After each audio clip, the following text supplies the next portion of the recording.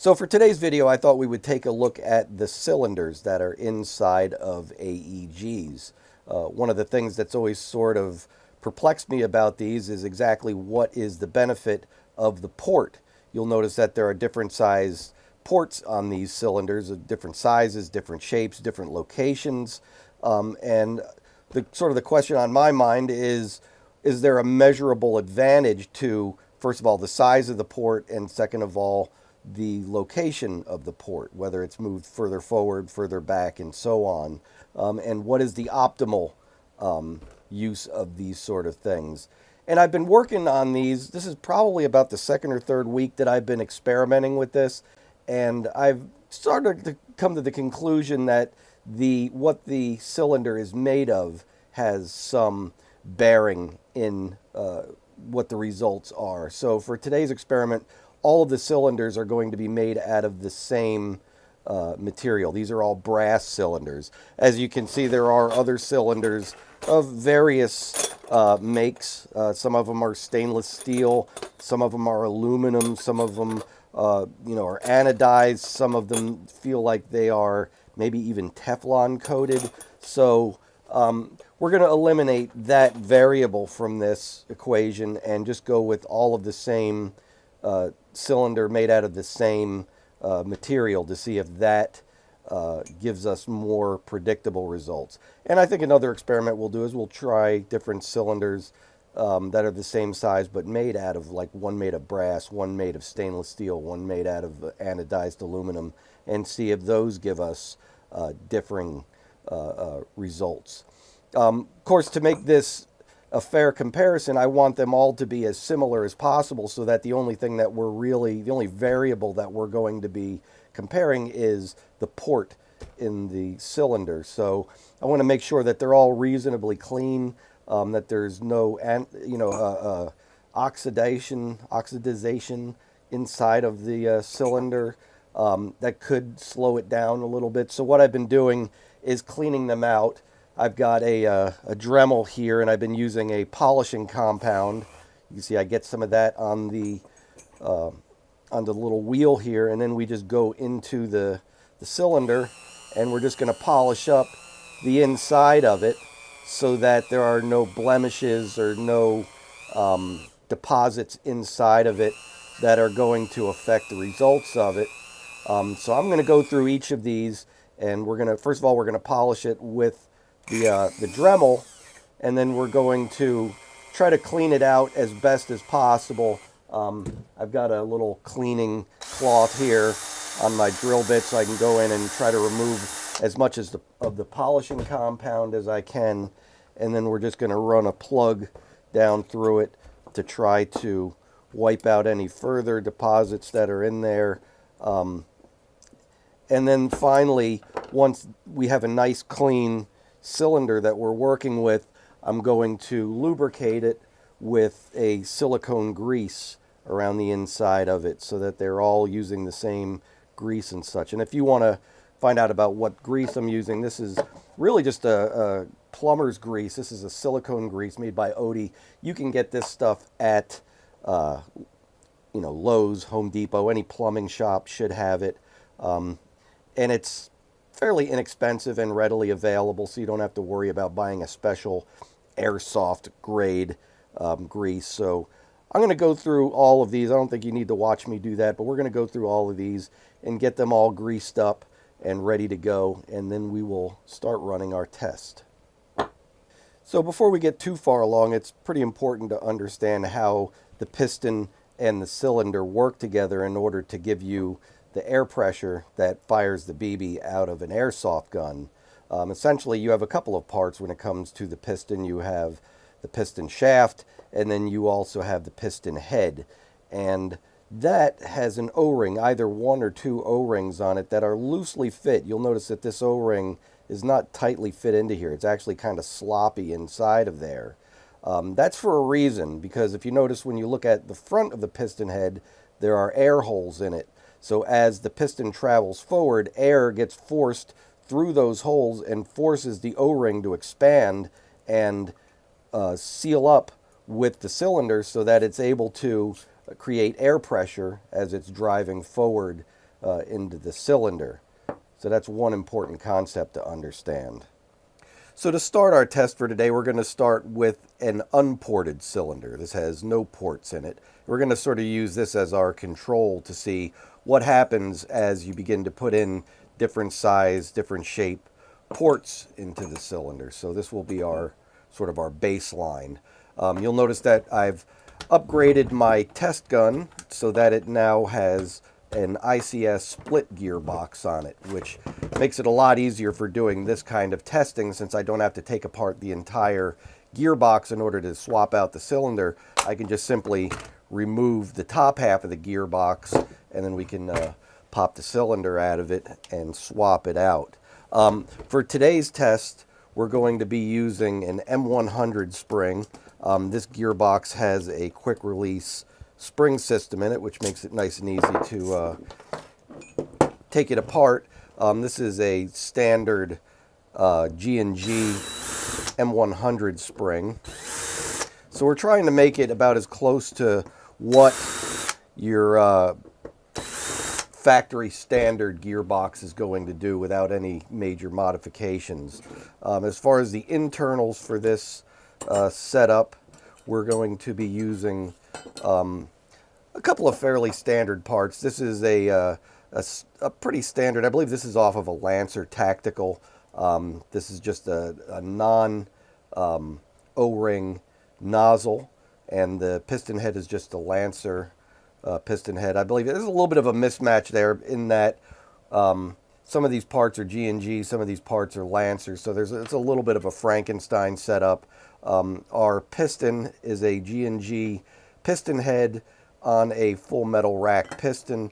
Normally the G&Gs have a nylon rack on them, but for the sake of this being a test bed gun that we're going to be using to test other kinds of things, I thought it would be nice to have a full metal rack on there. That way it will be able to withstand higher torque situations. So we're just going to go ahead and assemble this. For all of the tests, we're going to use all of the same internal components. The only thing that we're going to be changing out from one test to the other will be the cylinder. So the piston will be the same, the piston head, the tappet plate, and so on. All that's pretty much going to be the same stuff. So, and you can see why I decided to go with this ICS design, because that's about as easy as it gets to switch out a cylinder.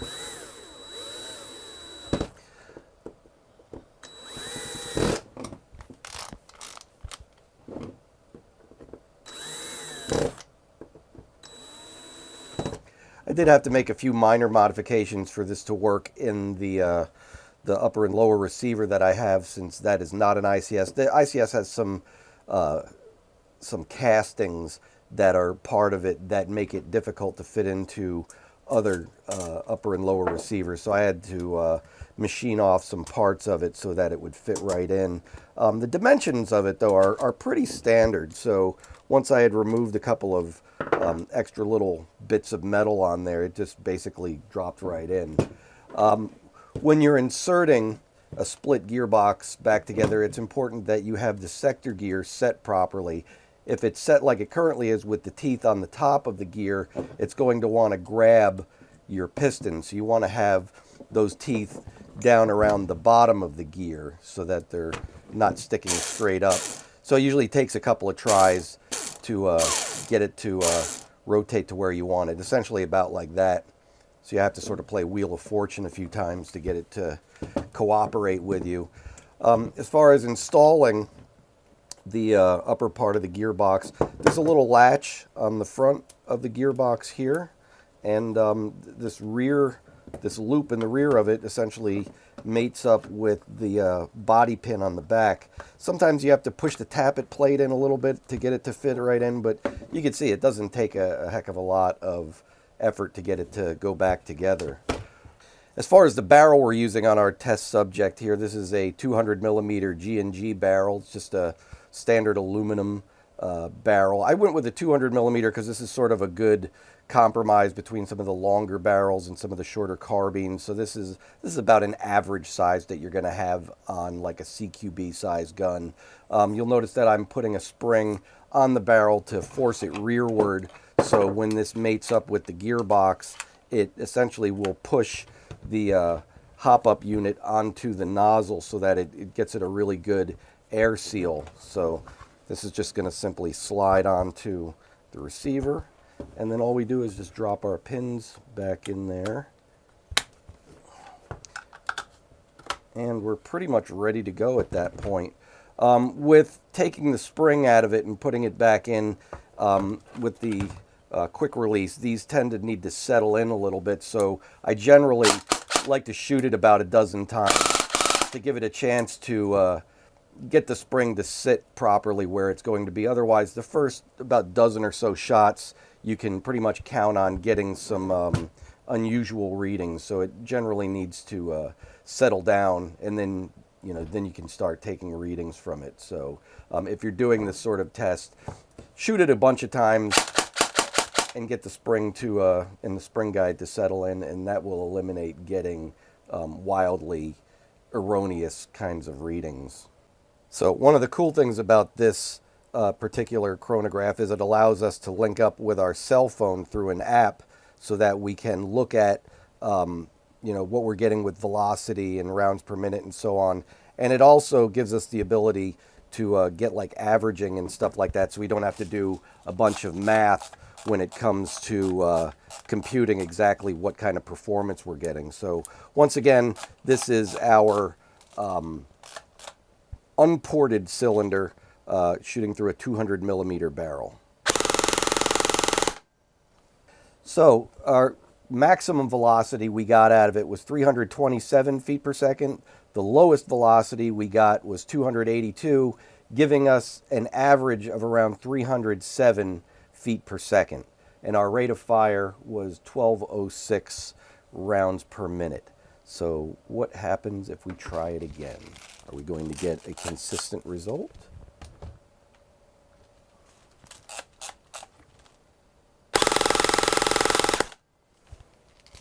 So once again, our high was 327, our low was 269, and our average was 308.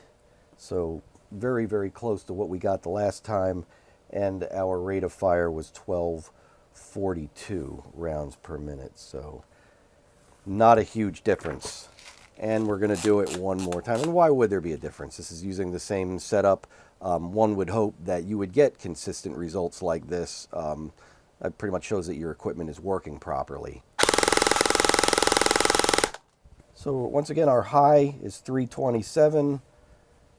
Our low was 298. And our average was 308. So super consistent. Our rate of fire was 1257. So a little bit of a variance on the rate of fire, which is expected. I think there's some issues with the feeding and so on, where it might skip around every now and then. That might be if we use better magazines, we might not have that problem. But in general, looking at these numbers, it's super consistent. So on average, with an unported cylinder, a 200 millimeter barrel, and an M100 spring, we are getting around 307 to 308 feet per second. So that's very predictable. So let's try our next cylinder and see what kind of performance we get.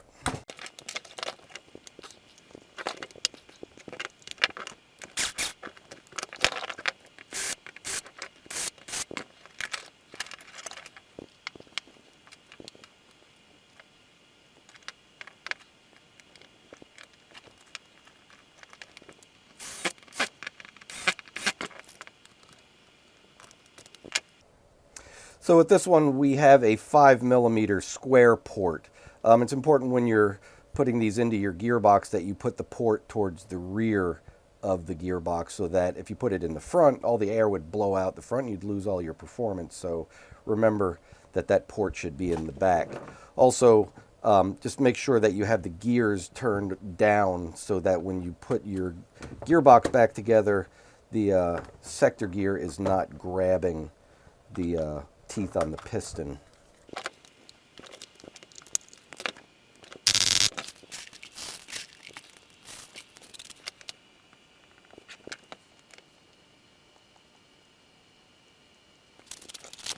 This is our 5mm square port. So our high velocity was 334, our lowest velocity was 316, giving us an average velocity of 323 feet per second, and our rate of fire at 1,263 rounds per minute. Try number 2. So our high was 337, our low once again was 316, and our average stayed the same at 323. So let's give it one more try, see what we get.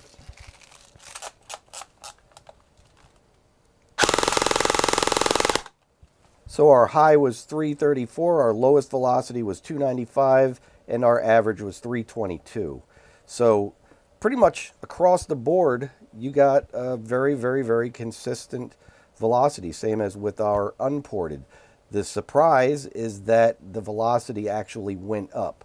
Why is that? This almost seems counterintuitive to me because all of the air is not being directed down the end of the barrel. Maybe having that port on the side makes it a little more efficient. It's able to get more air into the cylinder.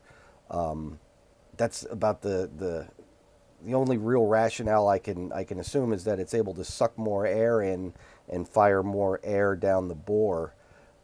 Otherwise, I would almost think that the unported cylinder would have given us higher velocity, but I guess you learn something new every day. Let's try another one, see what kind of results we get.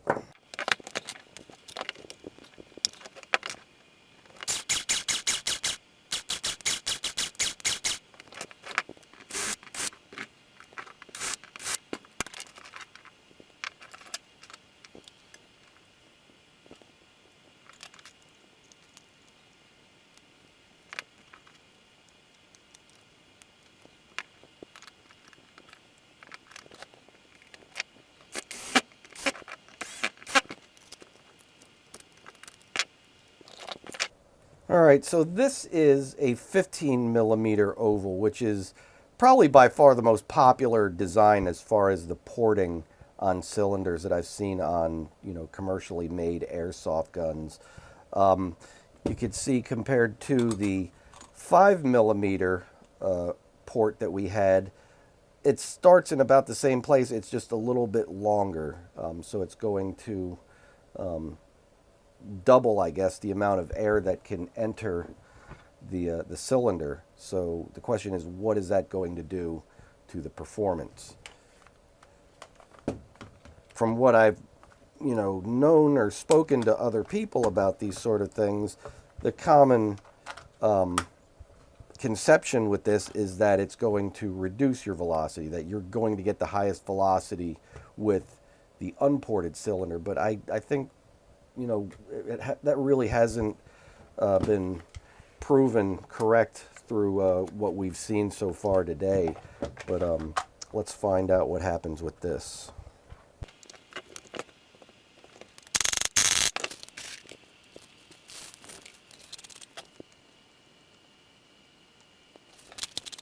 All right, so this time we are doing a 15mm oval-shaped port. What will that give us? So the results are, once again, a surprise to me. We've got our highest velocity was 361, our lowest velocity was 330, and our average was 339. So seeing a consistent improvement going from unported to 5mm to 15mm. Those numbers are trending upward, which is not what I would have expected. Once again, I am somewhat at a loss. The only thing that's consistent, or inconsistent with this is the cylinders that we're changing out. Everything else in this gun is staying exactly the same. So this is the only real variable, is what the port is doing to the velocity and the rate of fire. Let's try it again. So this time the highest velocity was 345, the lowest velocity was 330, which is pretty consistent, and our average was 323. 35 feet per second, giving us a rate of fire of 1,110 rounds per minute. And we're going to try it one more time and see what kind of results that gives us. Here we go. So on that go round, our high velocity was 345, our lowest velocity was 301, and our average was 331. So we went 339, 335, 331. So in general, you're still seeing an upward trend there. Our rate of fire, once again, was 1,200 rounds per minute. So I'm seeing pretty consistent numbers with the rate of fire. So I'm not sure that the porting is going to do much with our rate of fire, but it is seemingly making a bit of a difference in our velocity. And this is something we're going to have to investigate a little bit more. All right, so let's try out our next one.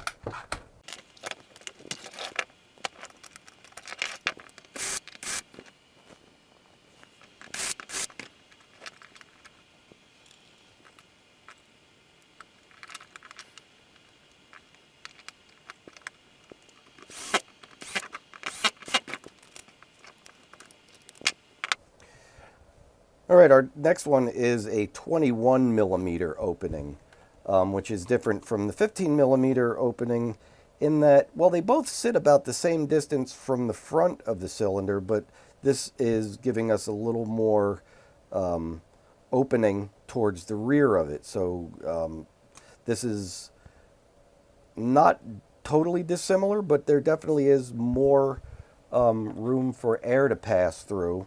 And once again, I don't even know what to expect with the results with these, because so far the results have been so counterintuitive to what I would expect.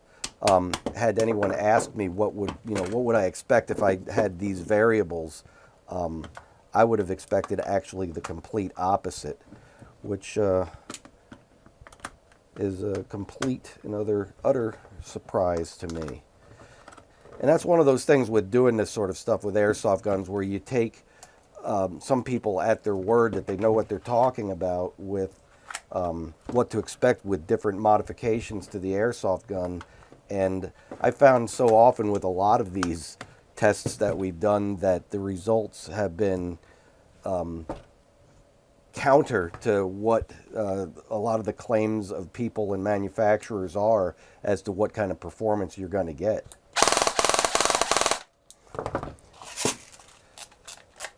All right, so this is the first of the 21 millimeter oval pistons. We've actually got two of these, and we're going to try them to see if there's any difference based on the placement of where that oval shaped opening is. So this is round one. So that's giving us a highest velocity of 361 feet per second. Our lowest velocity was 304, and our average was 342. So if we're comparing that to our 15 millimeter oval, this is once again an increase in the velocity. Completely not what I would have expected once again. And let's try it again. We're going to do it a couple of times just like we've been doing it. And we're going to take the average of the 3 tries to come up with whatever our final numbers are. So that gave us 353 for our high velocity, 330 for our lowest velocity, and our average was 338 feet per second, with our rate of fire being 1236. And we are going to do it again. All right, so third time with the first 21 millimeter oval port. All right, so on our third go around, that was a high velocity of 353, a low velocity of 334, and an average of 341. And once again, our rate of fire was around 1,200 rounds per minute, so that doesn't really change much. But this, the average staying somewhere in the high 330s to low 340s is encouraging that it's that consistent, so I know this is not just some aberration. And once again, it's an improvement above the 15 millimeter port. So this is a larger port, and it's getting higher velocity. Let's try one more. We have another port that is the same size, but it is a different location on the cylinder. So let's see what happens with that.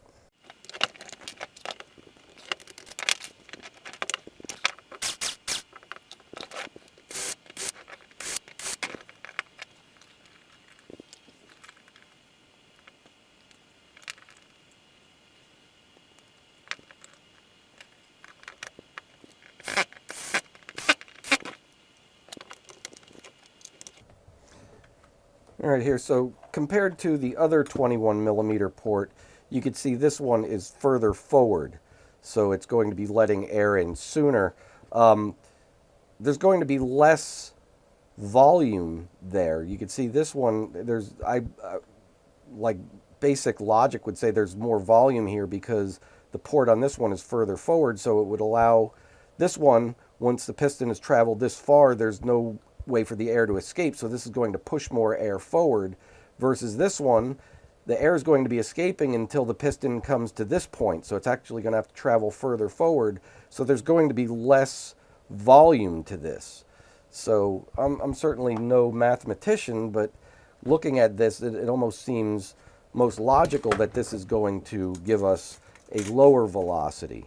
Once again, we're not changing anything on this build. This is going to be the same spring, the same motor, the same nozzle, the same piston, cylinder head. All of those variables are staying the same, so we're not doing anything else that's going to cause the velocity to change other than changing out the cylinder.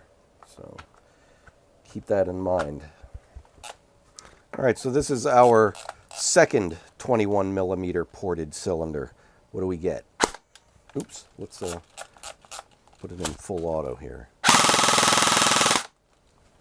All right, so our high was 353, our low was 307, and our average was 344. So we got a little bit of an improvement over the previous one, which I can't explain. We're going to need to have somebody that's a physicist or something come in here and explain exactly why this is doing this, because this is defying everything that I thought I knew about these cylinders.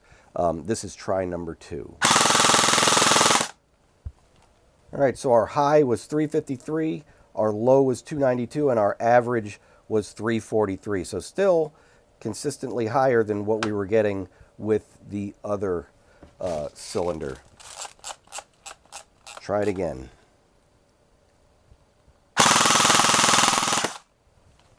So on our last go round, we got a high velocity of 361, a low velocity of 341, and an average of 354. So still consistently higher than what we got with the first oval-shaped port on our cylinder. So this is very unusual. I'm going to have to take a little bit of time and crunch some numbers, and we'll get back and see exactly what is the bottom line here. So just to wrap this video up, a lot of the time I'm going into these kind of videos with preconceived notions as to what I think the results of the experiment are going to be. And this is one of those times that I was absolutely wrong in what I thought as far as my theory on what was going to happen with the different porting on these cylinders. So what I thought originally was, as you got larger air gaps in there, or a larger air port for the air to escape, you were going to get a slower result in your velocity because more air was going to escape out of the side of the cylinder rather than driving the BB down the barrel. What happened in truth was that the larger the port got, the faster the velocity that you got out of the BB. So when you're looking at these results, this looks like if you have a 200 millimeter or less barrel, the more porting you have in the cylinder, the better performance you're going to get out of your velocity. It didn't really seem to have a huge effect on your rounds per minute. So the question on my mind is, why was that? And we're going to have to do some more experiments to figure this out. I have two basic theories on the subject. First is that as the piston is traveling forward in the cylinder, when there is an air space in there, it allows air to escape out the side, and there's less resistance on the piston as it's traveling forward. So when it finally gets compression, it's moving faster than it would be if you had it in, say, a cylinder that there is no airspace, so it's getting compression right from the beginning, so it's not going to be traveling as fast. So that's theory number one. You're going to get higher velocities because you're going to have a faster moving piston because of less air resistance in the cylinder. But I think that's going to be sort of a law of diminishing returns based on the length of your barrel, because my second theory is that the displacement of the cylinder has to be at least the same or greater than the displacement of the barrel. So as the barrel gets longer, you need more air to push the BB down to the end of the barrel, so you're going to need less porting in the cylinder. That's my theory, and we're going to have to do some tests with larger barrels. We're probably going to do like a 300 and a 400 millimeter barrel to see if there is a substantial change in that trend that we saw, getting faster and faster velocity with larger ports. So that'll be one of our next experiments that we do, and I'm very interested to see in how that works out, because this was a complete surprise to me, and I'm very interested in what the further results are going to be, because I think this is very useful information if you're building an airsoft gun and you're trying to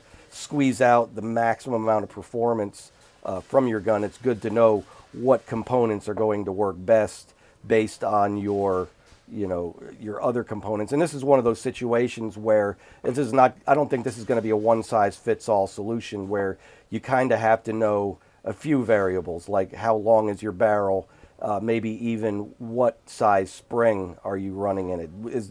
If we did larger springs in this, is it going to change these results as well? I think that's another test that we can do. And I know it's a little bit esoteric, but there's this side of me that just wants to figure this out. So I'm going to run these tests coming up soon. So stay tuned for that.